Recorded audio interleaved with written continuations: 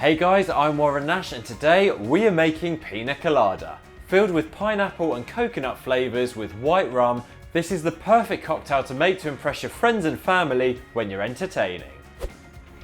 Now firstly, take a blender and add a couple of handfuls of ice cubes. Then add about 5 chunks of frozen pineapple along with 100 millilitres of pineapple juice. Also pour in 30 grams of coconut cream along with 50 millilitres of white rum. Place the lid onto your blender jug, then blitz the ingredients until you form a slushy-like mixture. And then once you're done blending, simply pour your pina colada into glasses and garnish with some fresh pineapple, sliced lime and fresh cherries. And that's how to make a super refreshing pina colada, which is a great holiday cocktail to enjoy on a nice summer's day.